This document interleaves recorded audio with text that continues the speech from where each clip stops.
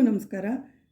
ನಮ್ಮ ಚಾನಲ್ನ ಸಬ್ಸ್ಕ್ರೈಬ್ ಮಾಡಿ, ಕಮೆಂಟ್ ಮಾಡಿ, ಲೈಕ್ ಮಾಡಿರೋ ನಿಮ್ಮೆಲ್ಲರಿಗೂ ರೂಪಾಯಂಬಿ ಕಡೆಯಿಂದ ತುಂಬ ಹೃದಯದ ಧನ್ಯವಾದಗಳು ಅಂತ ಹೇಳ್ತಾ, ನಿಮ್ಮ ಸಪೋರ್ಟ್ ಸದಾ ನನ್ನ ಮೇಲೆ ಹೀಗೆ ಇರಲಿ ಅಂತ ಹೇಳ್ತಾ, ಹಾಗೆ ಯಾರೆಲ್ಲ ಹೊಸದಾಗಿ ನಮ್ಮ ಚಾನಲ್ನ ನೋಡ್ತಿದ್ರೆ ನಮ್ಮ ಚಾನಲ್ನ ಸಬ್ಸ್ಕ್ರೈಬ್ ಮಾಡ್ಕೊಳ್ಳಿ, ಹೆಚ್ಚು ಶೇರ್ ಮಾಡಿ, ಕಮೆಂಟ್ ಮಾಡಿ, ಲೈಕ್ ಮಾಡಿ, ನಮ್ಮ ವಿಡಿಯೋಗಳನ್ನ ನೋಡಿ ನಮಗೆ ಸಪೋರ್ಟ್ ಮಾಡಿ ಅಂತ ಹೇಳ್ತಾ ನಮಸ್ಕಾರ.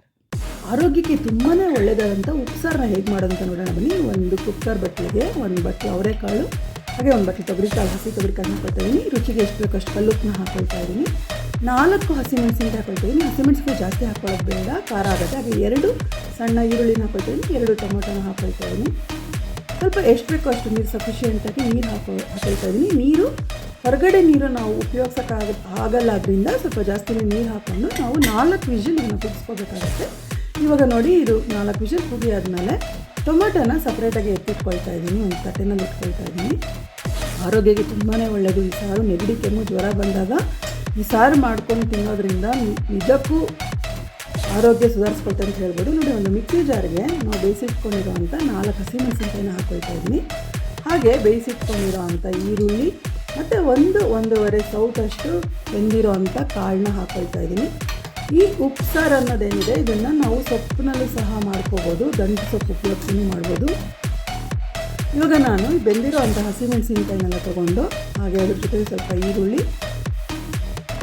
ಈರುಳ್ಳಿ ಎಲ್ಲ ಅದು ಜಾಸ್ತಿನೇ ಬೆಂದಿದೆ, ಅದರಿಂದ ಸ್ವಲ್ಪ ಅದರಲ್ಲೇ ಉಳ್ಕೊಂಡ್ರೂ ಪರವಾಗಿಲ್ಲ, ಎಷ್ಟು ಸಿಗುತ್ತೋ ಅಷ್ಟು ಈರುಳ್ಳಿನ ತೊಗೊಳ್ಳೋಣ. ಹಾಗೆ 1.5 ಸೌಟಷ್ಟು ಕಾಳು ಹಾಕೊಳ್ತಾ ಇದ್ದೀನಿ.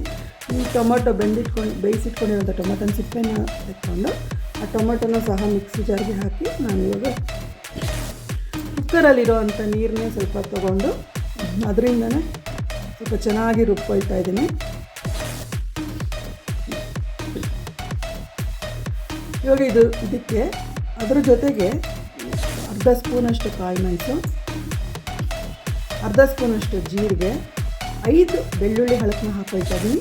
ಹಾಗೆ 2 ಟೇಬಲ್ ಸ್ಪೂನಷ್ಟು ಕೊಬ್ಬರಿ ತುರಿ, ಸ್ವಲ್ಪ ಬೆಲ್ಲ ಹಾಕ್ಕೊಳ್ತಾ ಇದ್ದೀನಿ. ರುಚಿಗೆ ಅಷ್ಟೇ ಬೆಲ್ಲ ಮತ್ತು ಕಾಯಿ ತುರಿ ಎಲ್ಲ. ಬೆಲ್ಲ ಬೇಡ ಅನ್ನೋರು ಬೆಲ್ಲನ ಉಪಯೋಗಿಸಿದ್ರೇ ಇರ್ಬೋದು. ಇವಾಗ ಇದಕ್ಕೆ ನಾನು ಕುಕ್ಕರಲ್ಲಿರುವಂಥ ನೀರನ್ನ ಸ್ವಲ್ಪ ಹಾಕ್ಕೊಂಡು ಚೆನ್ನಾಗಿ ನೋಡಿ ರುಬ್ಕೊಂಡು ಬರ್ತೀನಿ. ಇವಾಗ ಇದು ರುಬ್ಬಿ ಆಗಿದೆ. ಇದನ್ನು ನಾವು ಇನ್ನೊಂದು ಸ್ವಲ್ಪ ಇದಕ್ಕೆ ಕೊತ್ತಂಬರಿ ಸೊಪ್ಪನ್ನ ಸೇರಿಸಿ ರುಬ್ಕೊಳ್ಳೋದ್ರಿಂದ ಒಳ್ಳೆ ರುಚಿ ಕೊಡುತ್ತೆ. ಸ್ವಲ್ಪ ಜಾಸ್ತಿನೇ ಕೊತ್ತಂಬರಿ ಸೊಪ್ಪು ಹಾಕ್ಕೋಬೋದು. ಇವಾಗ ನೋಡಿ, ಇದನ್ನು ನಾನು ಕಾಳು ಮತ್ತು ನೀರಿರುವಂಥದಕ್ಕೆ ರುಬ್ಬಿರೋ ಮಿಶ್ರಣವನ್ನು ಹಾಕಿ ಚೆನ್ನಾಗಿ ಮಿಕ್ಸ್ ಮಾಡ್ಕೊಳ್ತಾ ಇದ್ದೀನಿ. ನಾವು ಆ ಮಿಕ್ಸಿ ಜಾರ್ ತೊಳೆಯೋಕ್ಕೆ ಸಹ ಕುಕ್ಕರಲ್ಲಿರೋಂಥ ನೀರನ್ನೇ ಹಾಕಬೇಕಾಗುತ್ತೆ. ಇದೆಲ್ಲ ಚೆನ್ನಾಗಿ ಮಿಕ್ಸ್ ಮಾಡಿ ಆದಮೇಲೆ ಇದು ಒಂದು ಕುದಿ ಬಂದರೆ ಸಾಕಾಗುತ್ತೆ, ಜಾಸ್ತಿ ಕುದಿಸೋದು ಬೇಡ ಈ ಸಾರು. ಯಾರೆಲ್ಲ ನೋಡಿ, ಮೇಲೆ ಸ್ವಲ್ಪ ನಾನು ಕೊತ್ತಂಬರಿ ಸೊಪ್ಪು ಹಾಕ್ಕೊಳ್ತೀನಿ, ಮತ್ತು ಯಾರೆಲ್ಲ ಬೆಳ್ಳುಳ್ಳಿ ತಿನ್ನಲ್ಲ, ಈರುಳ್ಳಿ ತಿನ್ನಲ್ಲ ಅನ್ನೋರು ಅದೆರಡನ್ನ ಬಿಟ್ಟು ಸಹ ಮಾಡ್ಕೋಬೋದು. ನಿಜಕ್ಕೂ ತುಂಬ ಆರೋಗ್ಯಕ್ಕೆ ಒಳ್ಳೆಯದಾದಂಥ ಸಾರಿದು.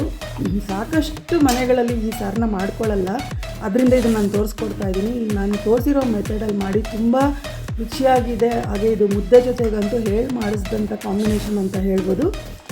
ನೋಡಿ, ಒಂದೇ ಒಂದು ಕುದಿ ಬಂದರೆ ಸಾಕು. ಇದಕ್ಕೆ ಒಗ್ಗರಣೆ ಹಾಕೋದೆಲ್ಲ ಏನೂ ಬೇಡ, ಬರೀ ಈ ಥರನೇ ಉಪಯೋಗಿಸ್ಕೋಬೋದು. ಅನ್ನದ ಜೊತೆಗೂ ಚೆನ್ನಾಗಿರುತ್ತೆ, ಹಾಗೆ ಮುದ್ದೆಗೆ ತುಂಬ ಒಳ್ಳೆ ಕಾಂಬಿನೇಷನ್ ಅಂತಲೇ ಹೇಳ್ಬೋದು. ಒಮ್ಮೆ ಎಲ್ಲ ಟ್ರೈ ಮಾಡಿ ಹೇಗೆ ಇದೆ, ಟೇಸ್ಟ್ ಹೇಗಿದೆ ಅಂತ ಹೇಳೋದನ್ನು ಮರಿಬೇಡಿ. ಕಮೆಂಟ್ ಮಾಡಿ, ಶೇರ್ ಮಾಡಿ. ಹಾಗೆ ನಮ್ಮ ಚಾನಲ್ನ ಯಾರೆಲ್ಲ ಹೊಸದಾಗಿ ನೋಡ್ತಾ ಇದ್ದೀರಾ ಸಬ್ಸ್ಕ್ರೈಬ್ ಮಾಡಿ ಅಂತ ಹೇಳ್ತಾ ಹೆಚ್ಚು ಶೇರ್ ಮಾಡಿ. ಧನ್ಯವಾದಗಳು.